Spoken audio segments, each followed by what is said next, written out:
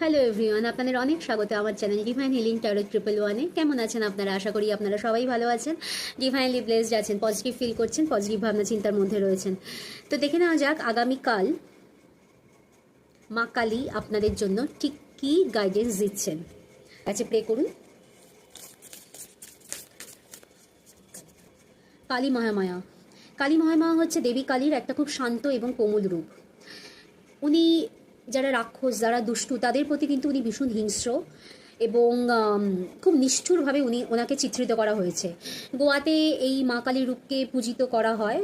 উনি মধু এবং কৈতব নামক দুজন রাক্ষসকে বধ করার পরে উনি শান্ত হয়েছিলেন, এরকম কথিত আছে।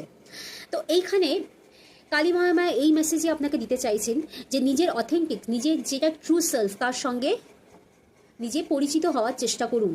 যেটা আপনার মনে হবে ঠিক, তো সেটাই করুন, অন্যের কথায় চালিত হবেন না। এখানে হতে পারে যে আপনি আপনার ট্রু সেলফের সঙ্গে কিন্তু আগামী কয়েক দিনের মধ্যে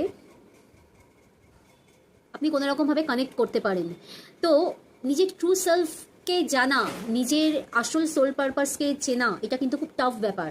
আমরা ঠিকভাবে অ্যাকসেপ্ট করতে পারি না। তো কালী মহামায়া এই মেসেজই আপনাদের দিতে চাইছেন যে নিজের ট্রু সেলফকে অ্যাকসেপ্ট করুন। সামনে যদি কোনো সত্যিও আসে, যেই সত্য আপনার কাছে উদ্ঘাটন হচ্ছে, সেটা হতে পারে খুব কঠিন, যেটা নিতে আপনার একটু প্রবলেম হচ্ছে, সেটাকে কঠিন হলেও সেটাকে অ্যাকসেপ্ট করুন এবং সেই অনুযায়ী ডিসিশন নিন। উনি আপনাদের চারিপাশে একটা প্রতিরক্ষা কবচ হিসেবে উনি চিহ্নিত করেছেন। উনি আপনাদের অলওয়েজ গার্ড করছেন। তো মায়ের ওপরে ভরসা করুন, ওনার ওপরে বিশ্বাস রাখুন, মা আপনাদের সঠিক পথ দেখাবেন। এই ছিল মা কালীর মেসেজ। লাইক করুন অবশ্যই। Thank you.